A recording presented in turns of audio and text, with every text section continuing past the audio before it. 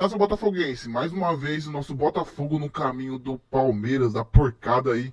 Vamos escutar os comentários do canal ESPN falando sobre esse jogo entre Botafogo e Palmeiras pelo Mundial de Clubes. Quem é favorito, quem entra melhor para essa partida. Vamos aqui com essa informação, mas antes, deixe o like. E agora, pessoal, vamos seguir com esse vídeo que eu trouxe para vocês diretamente do canal ESPN. Para trazer informações, Linares, bom dia. Bom dia, Abel. Grande abraço para você, para todo mundo aí no Brasil. Já aqui na Filadélfia, nossa missão começou na Califórnia, principalmente acompanhando ali o Botafogo, depois em Seattle também na estreia. E para a equipe do Botafogo também um momento de transição importante, né? Afinal de contas, na Costa Oeste estava ali com 3 horas atrás em relação ao horário aqui da Costa Leste. Por aqui são 9 horas e 2 da manhã e 34 graus de sensação térmica. Estava mais fresco lá na Califórnia, uma onda de calor muito forte aqui na região, na Pensilvânia, e é um dos pontos também que o Botafogo vai acabar tendo que se adaptar. E chegou ontem por aqui, saindo de Pasadena, depois da derrota para o Atlético de Madrid, mas classificado na segunda posição do grupo. Eu estou bem em frente aqui ao centro de treinamento do Philadelphia Eagles, atual campeão da NFL. É por aqui que o Botafogo vai fazer daqui a pouquinho seu treinamento, enquanto o Palmeiras segue no que foi a sua base durante esse Mundial em Greensboro, na Universidade da Carolina do Norte. A equipe fazendo o treinamento por ali ontem.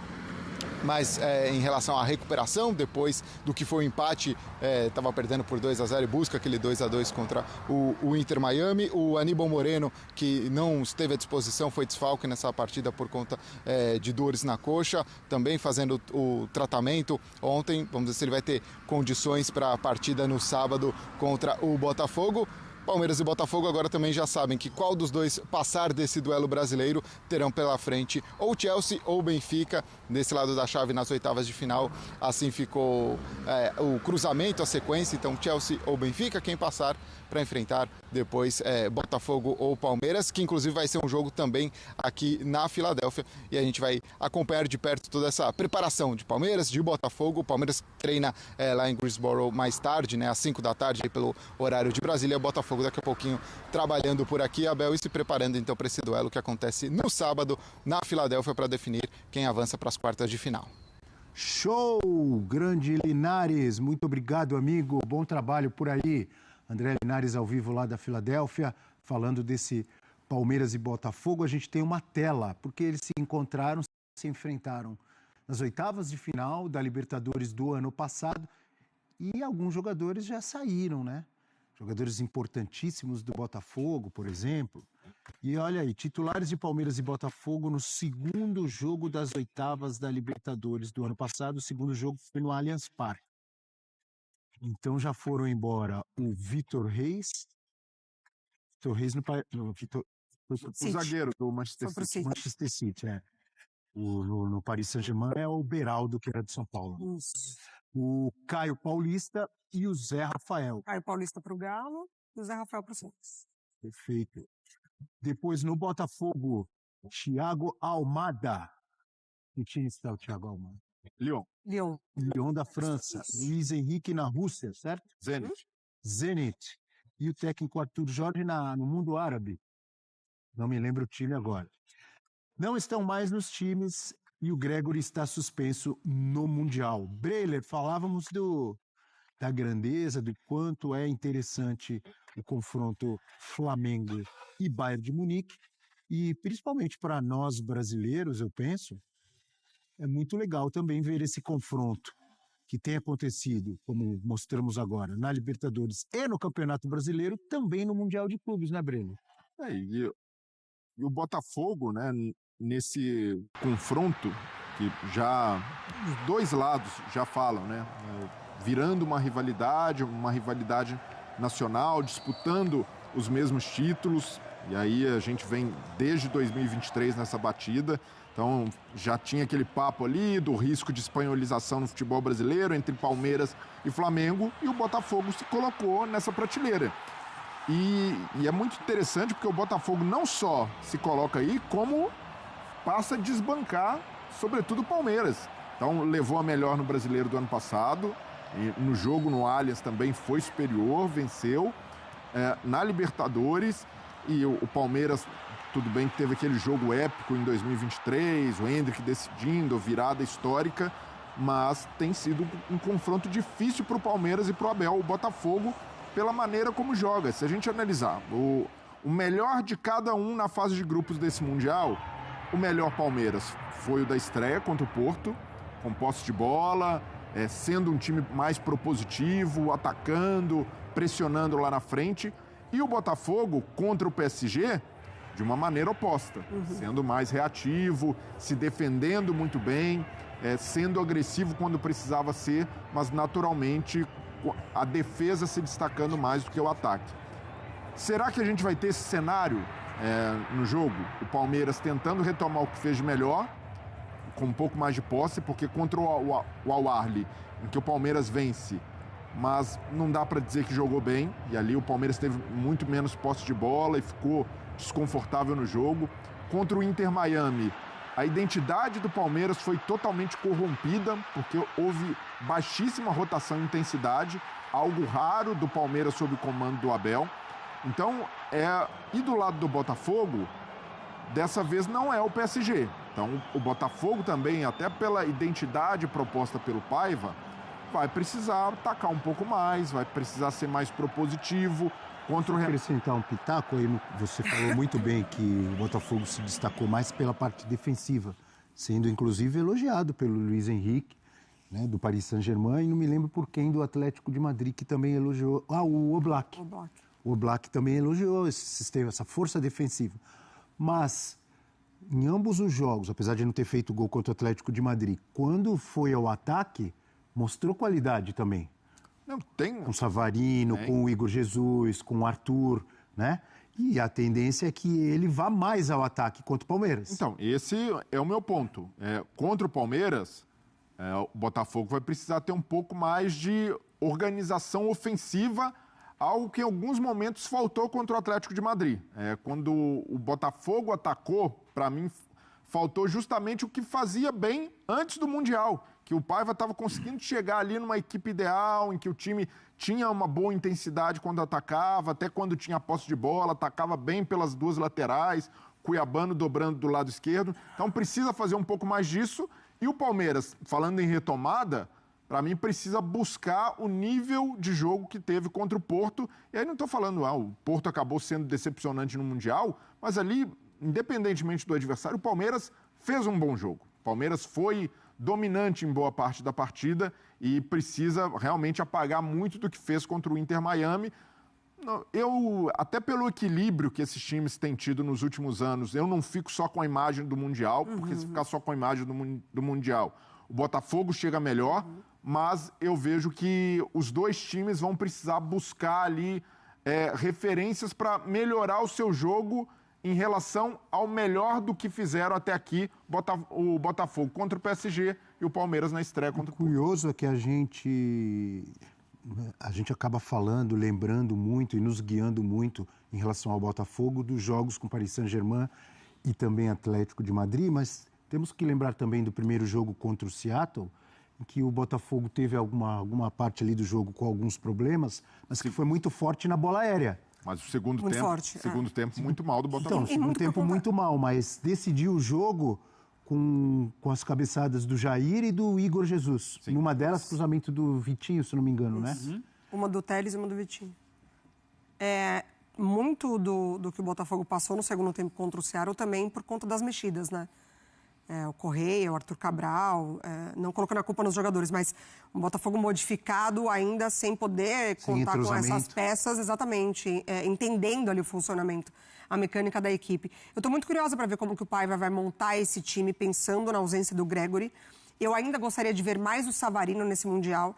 Eu acho que ele ainda está muito preso numa faixa de campo ali que não favorece toda a inteligência que ele tem de jogo. Então, se o Paiva pudesse dobrar a lateral com Cuiabano e Telles, também pensando que é ao lado do Estevão, se ele pudesse centralizar um pouco mais o Savarino, porque contra o Seattle ele sai com uma outra formação, não é um dos três meio-campistas ali, né? Depois que ele inclui o Alan no jogo contra o PSG e repete contra o Atlético de Madrid, porque ele tem o Mastriani junto com o Igor Jesus. O Mastriani ainda também não respondeu ainda, né, ao Botafogo a contratação dele.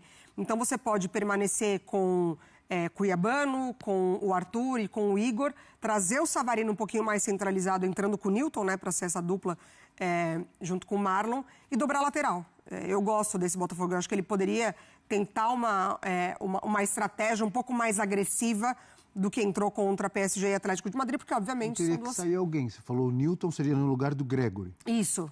E o Cuiabano seria no lugar de quem? Do Alain. Seria exatamente, para ele não Eu entrar com os manteria três. Alain e Marlon Freitas. Pode ser também, é verdade, pode ser, acho que é até volantes. melhor. acho que é até melhor, Alain. Manteria os dois. E Isso. aí, daí pra frente, você tem N possibilidades. O Alain foi bem mesmo, se apresenta bem também, né, lá na frente. Levando em conta que você tem o Arthur pela direita e teoricamente ele vai ser o cara ali, você pode trazer o Savarino da esquerda para o meio e botar o Cuiabano lá, ou manter o Savarino na esquerda e entrar no meio com o Montoro, que tem entrado muito bem. Não sei se de início ele entraria, porque ainda não aconteceu isso, mas ele estreou no Mundial e mostrou qualidades para ser esse meia. Você pode botar o Santi Rodrigues, você pode não usar um meia, camisa 10, e colocar 2 atacantes com o Igor e o Arthur Cabral. Talvez em algum momento isso possa vir a acontecer, se o Botafogo se sentir seguro tendo posse de bola e atacando o Palmeiras com mais regularidade. O fato é que vai ser um Botafogo diferente do Botafogo que enfrentou o PSG e o Atlético de Madrid. Ele vai olhar para o Palmeiras e falar, beleza, é o Palmeiras, é um time forte, mas não é o PSG. Entende? É um time com quem eu posso duelar de igual para igual. Eu vou de igual para igual, que eu digo na proposição ofensiva. Tá? Não vou precisar ter uma atuação mais fechada e saindo eventualmente no contra-ataque. Eu posso ter mais presença no campo de ataque. Então eu posso usar, por quê? Eu falo do Arthur Cabral, porque em vários momentos da temporada, inclusive no primeiro jogo, o Botafogo atuou, desse Mundial, o Botafogo atuou com 2 homens na área. E começou com o Mastriani, mas já teve o Juan Cruz no Campeonato Brasileiro em alguns momentos. Já teve. Agora tem essa possibilidade do Joaquim Correa. Por isso que eu falei também que é legal a gente lembrar do primeiro jogo. Não que Ele começa o jogo com 2 centroavantes. Não que o Palmeiras seja do nível do Seattle. O Palmeiras é melhor que o Seattle, na minha visão. Mas talvez seja uma forma de ver o jogo mais próxima do que viu contra o Paris Saint-Germain e contra o Atlético de Madrid, que ele foi mais para se defender. E já foi um bom 0-0 na estreia do Campeonato Brasileiro, né? Muita coisa mudou nas ideias do Paiva ali. Na estreia dele. Na estreia dele, exatamente. Foi um bom 0-0. Jogou bem, né? Foi no Allianz Parque, incomodou o Palmeiras. Nessa estratégia ainda de ser muito vertical. A única diferença é que ali o Patrick de Paula ainda fazia parte, né, dessa composição de meio de campo, mas poucas alterações. Ali ainda tinha o Barbosa, que depois vem a se machucar, então muito próximo dali. Ele invertendo muito o Savarino com o Arthur naquela partida. Mas eu também estou apostando num Botafogo diferente, um pouco mais armado para trabalhar com qualidade. E o Palmeiras? Porque a gente está falando que o Botafogo ele tem esse desfalque do Gregory e tem diferentes opções para armar o seu time, não só diferentes opções de peças, mas de repente mudando um pouco ali o jeito, o sistema, enfim. O Palmeiras também tem muitas opções diferentes para o Abel montar o time. A gente viu o Maurício fazendo um gol ali.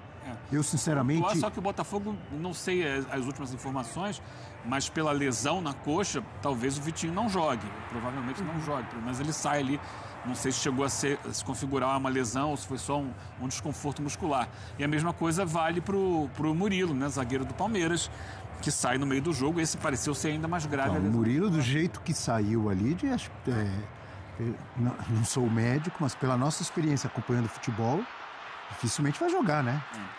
Aquele tipo de lesão ali, o cara fica fora uns 10, 15 dias pelo menos. Isso mexe muito na estrutura defensiva do Palmeiras. A principal delas, para mim hoje, é sobre o Aníbal Moreno. Se recupera, O Aníbal vem fazendo um Mundial ali, excepcional, foi uma sacada do Abel.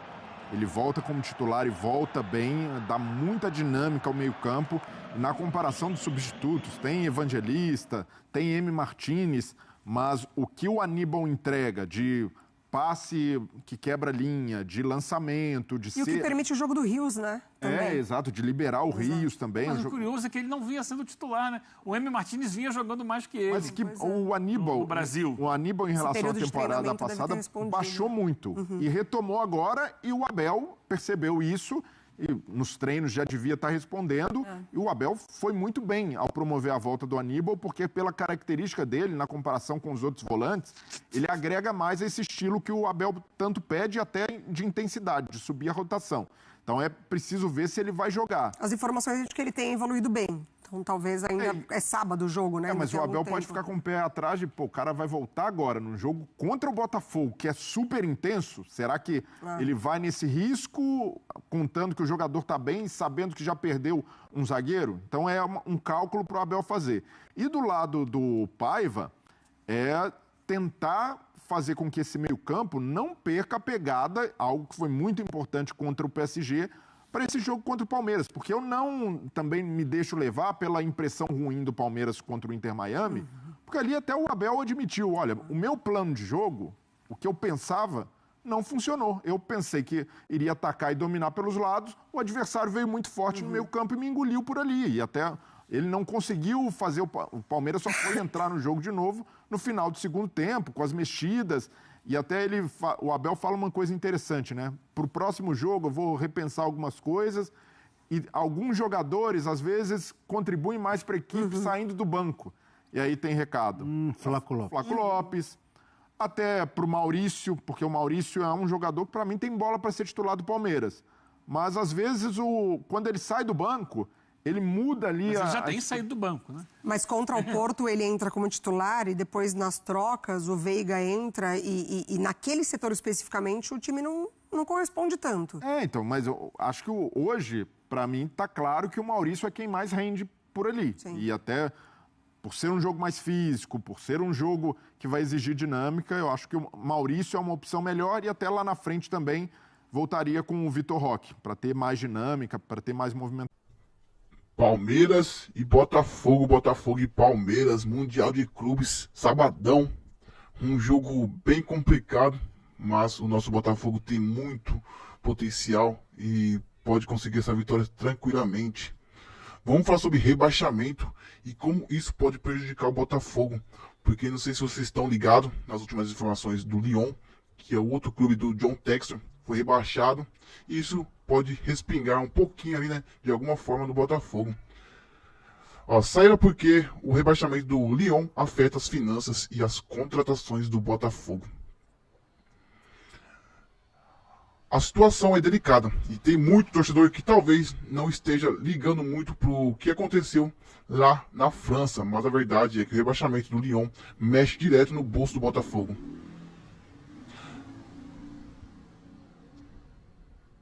Não dá para fingir que isso não afeta. O modelo da IG Futebol é de caixa único. Então, quando o clube do grupo que quebra ou perde receita, os outros têm que segurar a onda. O Botafogo, que vinha surfando uma base boa dentro de campo, com Libertadores, títulos do Brasil e agora avançando no Mundial de Clubes, pode acabar sendo obrigado a vender mais jogadores para tapar o buraco. E aí é o risco, é aquele velho conhecido, desmanche do elenco. Outra coisa, o Lyon era uma espécie de isca para convencer jogadores a vir para o Botafogo, com a promessa de uma ponte rápida para a Europa. Sem o Lyon na primeira divisão, esse papo perde força. O impacto não é só financeiro, é esportivo também. Muitas vezes o John Textor usava, né, o Lyon para convencer alguns jogadores. Pedia, falava, oferecia... joga no Botafogo tal tempo ali, depois você fica pro Lyon, que é muito mais fácil você conseguir depois o mercado ali em outros times. Então esse rebaixamento do Lyon acaba prejudicando nisso, pessoal. Então o torcedor alvinegro tem motivo para ficar de olho. O Textor vai precisar de ser muito criativo para manter o Botafogo competitivo e ao mesmo tempo ajudar a segurar a bronca lá na França. Não tem como, né, esconder a preocupação. A gente está vivendo a melhor fase do clube em décadas, voltando, né, a ganhar títulos grandes, jogando Mundial, e agora vem essa bomba do Lyon. Parece que sempre que o Botafogo começa a decolar, aparece algum problema fora de campo para atrapalhar. O que mais preocupa a gente é esse papo de caixa único, Porque no fim das contas, quem está dando resultado esportivo e financeiro é o Botafogo. E aí fica aquele medo, né? E aí fica aquele medo de ver o clube sendo usado para apagar incêndio lá na França.